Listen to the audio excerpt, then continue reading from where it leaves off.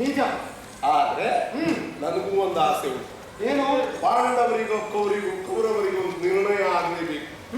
ಎಷ್ಟು ದಿವಸದವರೆಗೆ ಇದೇ ರೀತಿ ಸಂಧಾನ ಪ್ರಯತ್ನ ನಡೆಯುವುದು. ಒಂದು ನಿರ್ಣಯ ಆಗಿ ಹೋಗಿ ಬರುವ ಕೃಷ್ಣನನ್ನ ಕರೆಸಿಕೊಳ್ಳೋಣ. ಅವನ ಹತ್ರ ನನ್ನ ಕೆಲವು ಪ್ರಶ್ನೆ ಉಂಟು. ಸಾಧ್ಯವೋ ಇದು ಏನು? ಆದರೆ ನಮ್ಮ ವೈಭವ ನೋಡಬೇಕು. ನಿಜ. ಆಗ ನಗರದ ನಗರಾಧ್ಯಕ್ಷ ಹಸ್ತಿನೆಯ ಪದವೇಶಿಯಿಂದ ನಾನು ಯಾರಿಗೂ ಗೊತ್ತಿಲ್ಲದಿದ್ದಾಗ ಮಾಡೋದು ಬೇಡ.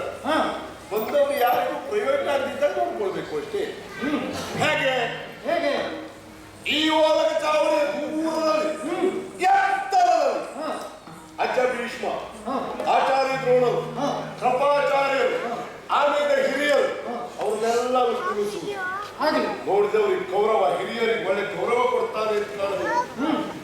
ಸಂಭಾಷಣೆ ಆದಮೇಲೆ ನಾವು ತಗೊಂಡ ತೀರ್ಮಾನ ಅವ್ರಿಗೆ ಸರಿ ಅನ್ನಿಸ್ತೇ ಇದ್ರೆ ಅವ್ರು ಬರುವುದ್ರೊಳಗೆ ಮುಗಿಸ್ಬಿಡುವುದು. ನಮ್ಮಪ್ಪ ಬಿಡು, ನಾ ಹೇಳಕ್ಕೆ ಅನ್ನುವುದಿಲ್ಲ. ತಂದೆಯವರಿಗೆ ಗೌರವ ಕೊಡ್ತಾರೆ ಅಂತ ಗೊತ್ತಾಗ್ಬೇಕು. ಆಮೇಲೆ ಕೆಲವರೆಲ್ಲ ನನ್ನ ಬಗ್ಗೆ ಅಪವಾದ ಉಂಟು. ಕೃಪಾಲಯ ಸೀರೆ ಸುಲಿಸಿದವ. ಸೀರೆ ಸುಲಿಯುವ ಕಷ್ಟ ಕೃಷ್ಣ ಏನು ಮಾಡದೇ ಇದ್ದಿದ್ದಲ್ಲ. ಸಭಾಮಂಟಪದಲ್ಲಿ ಒಂದೆಡೆ ದ್ರುಪದನೆಯ ಸೀರೆ ಸುಲಿಯುವ ಧೈರ್ಯ ದೃಶ್ಯ, ಇನ್ನೊಂದೆಡೆ ಯಮುನಾ ತೀರದಲ್ಲಿ ಕೃಷ್ಣ ಸೀರೆಯನ್ನ ಅಡಗಿಸಿಟ್ಟ ದೃಶ್ಯ. ಕೃಷ್ಣ ಕೆಟ್ಟವ, ನಾನು ಕೆಟ್ಟವ. ನಾ ಒಳ್ಳೆಯ ಮಾತ್ರ ಕೃಷ್ಣನೂ ಒಳ್ಳೆಯ. ನನ್ನನ್ನು ದೂರಕ್ಕಿಲ್ಲ ಬಂದವು. ಆಮೇಲೆ ಇನ್ನೇನಾಗಬೇಕು ಗೊತ್ತಾ? ಏನು? ನಾರಿಯರು ನಿಜ. ಸುಂದರವೂ ಇರಬೇಕು, ನರ್ತಕಿಯರು ಆಗ್ಬೇಕು. ಯಾವಾಗಲೂ ವ್ಯವಹರಿಸುವಾಗ ವಿರೋಧಿಯ ದೌರ್ಬಲ್ಯ ಏನು ಅದು ನಾವು ಯೋಚಿಸಬೇಕು. ನಿಜ. ರಾಜಕಾರಣಿಗಳಿಗೆ ಬೇಕಾದ್ದೇ ವಿರೋಧಿಯ ದೌರ್ಬಲ್ಯ ಏನು. ಕೃಷ್ಣ ನೀ ಹೆಣ್ಣೆ ಆಗ್ಬೇಕು ಅಂತಿಲ್ಲ, ಕಂಬಕ್ ಸೀರೆ ಸುತ್ತಿದ್ರು ಸಾಕಷ್ಟು.